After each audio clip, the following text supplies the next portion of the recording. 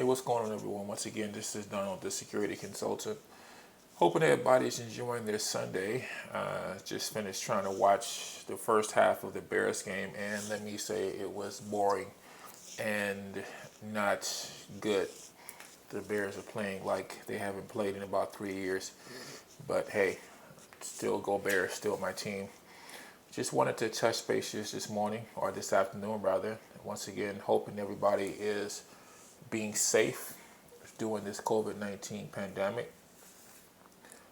Even though bars are opening up, restaurants are opening up, they're supposed to be opening obviously at the CDC recommended guidelines and also the guidelines that have been recommended by state and local officials. We all know that that is not always true.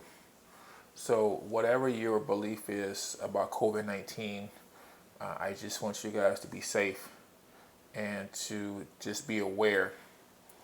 On the other side of safety, I want you guys to continue to make sure that you are watching your surroundings at all times, because obviously during this time, especially, is when offenders, criminals tend to take advantage of situations. And one of those situations is catching people off guard. And now you end up being the prey because you were not paying attention to your surroundings. I was going to do a video about one thing, but I decided to switch it up just a little bit due to a situation that happened last night. Now, I understand that in this environment that we are living in, you have those that are for the police and we have those that are not for the police. With everything, with the defund the police and everything else that is happening, unfortunately, it has taken front and center. As I say to my own clients, I'm not pro-police because of what I do for a living. For those who don't know, I am Donald Muhammad. I've spent the last 24 years working in security and private security, with the last 19 years of that working in corrections for both the Indiana and Illinois Department of Corrections, training with the Federal Protective Services Police, or as you might now call them, Homeland Security, with numerous certifications in executive protection and private investigation. But that doesn't make me pro-police. What makes me pro-police is that I know personally officers that get up every day, both male and female, both white and black, that strive to go out and make a difference in the communities that they serve. Now, I understand that recently there has been a lot of bad apples. There was another situation in Clayton County, Georgia. Once again, I'm not here to get into a debate. I'm not here to take sides. I would just say do your own research and do your own thought process about Clayton County, Georgia yesterday. So we do know that there are situations where the bad apples are making the good apples look bad. But at the end of the day, I know personally that there are officers out there every day that are putting their lives on the line to try to make a difference in the communities that they serve. So I want to take a minute out to really wish the LA County Sheriff's Office, obviously out in California, and the men and women out there a sincere thoughts and prayers to the officers who were ambushed while in their police vehicle in Compton last night. Once again, we're all humans. And at the end of the day, I am a staunch supporter of anti-violence, period. Whether it be, just regular everyday offenders, lack of training on law enforcement, when they go out and do things that they shouldn't do, and in this situation, attack on law enforcement. I don't care what your beliefs are. I don't care, what your thought process is. That's not what I'm here for. But when you attack somebody cowardly because of your anti-views or you're trying to make a statement, you're not making a statement. You're possibly taking away somebody's loved ones, somebody's husband, somebody's wife, somebody's dad, somebody's mom, because you've allowed society to allow you to think that all law enforcement are bad. How would you feel if somebody walked up to your father who's just a construction worker? How would you feel if somebody walked up to your mother who was a school teacher and just randomly opened fire in their vehicle because you were anti-school teacher or you were anti-construction worker? How would you feel? So I sincerely send thoughts and a speedy recovery to those two LA County Sheriff's officers who were ambushed last night, and prayers, honestly, to their families. What I did want to touch on outside of that was the tragic shooting of the young lady back in September the 7th, the 8-year-old in Chicago, on the on the south side of Chicago. DeJory Wilson was an 8-year-old beautiful little girl who was in the car with her family when her car was ambushed.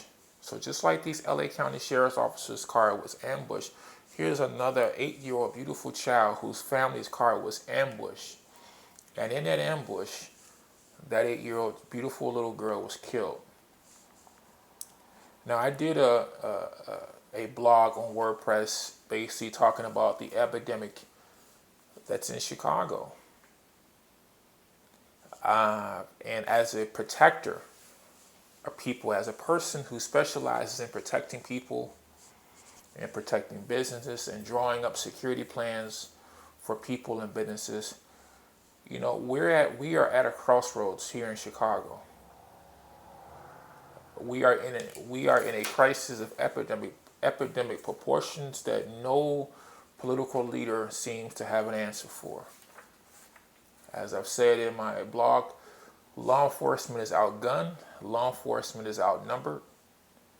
You even have situations when even when law enforcement tries to help, they respond to these shootings, they try to help, and they are chased out of neighborhoods. They are attacked as being the bad guy or the bad woman, even though they are sincerely there to help. So we are definitely at an epidemic in Chicago and the violence that continues to grip Chicago.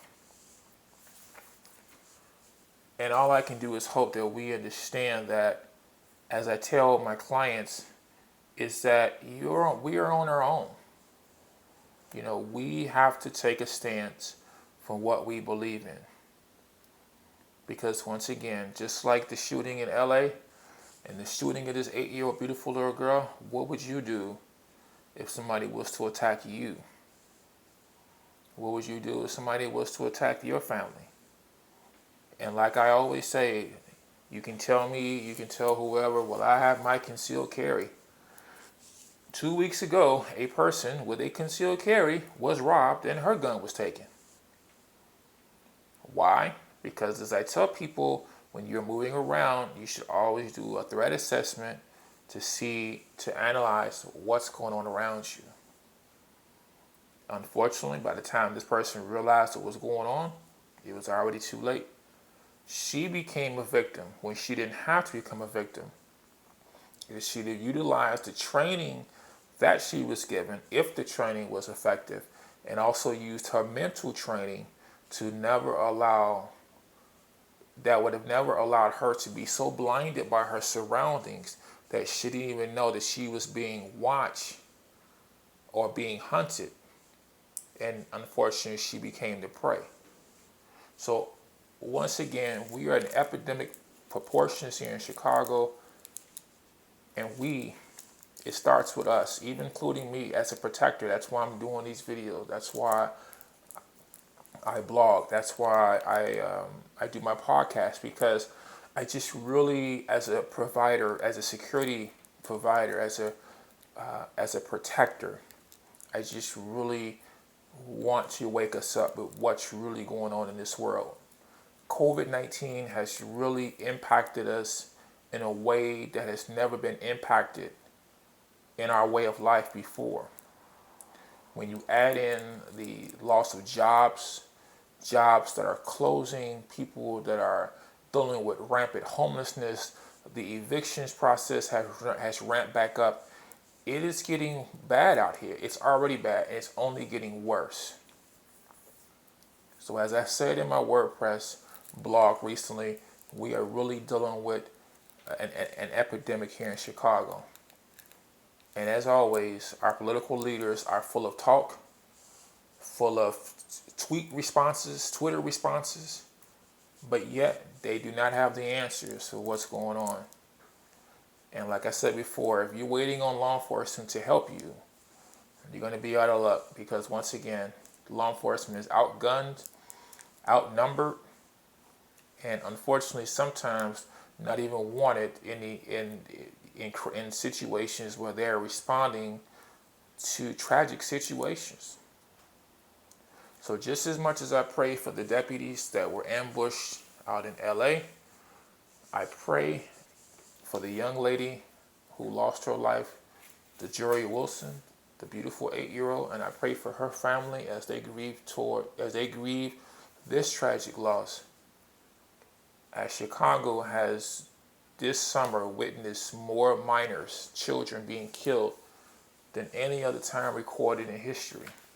We already know we're dealing with killings, and we're dealing with mass shootings. We had another mass shooting on the near west side yesterday where 5 people were killed. 5 people were shot and 2 were killed. Once again, no response from leadership whatsoever. The ideal is to send more police. And at the end of the day, you can't police your way out of something. And at the end of the day, we already know we can't arrest our way out of everything. It's going to take a different approach to deal with this epidemic, not only in Chicago, but nationwide. But in this case, Chicago has been the epicenter of this epidemic. So as I tell those that I protect, remember, security starts with you. Let us pray for these sheriff's deputies just as much as let us pray for the Jory Wilson's family as they go through time of loss. And let us hope that solutions are put together soon that will save our children and that will save our society. Because with the pandemic and job losses and the rampant crime that is happening, we are truly on a collision course that no law enforcement or security will be able to solve. Once again, have a great week. Be safe. And I look forward to talking to you soon.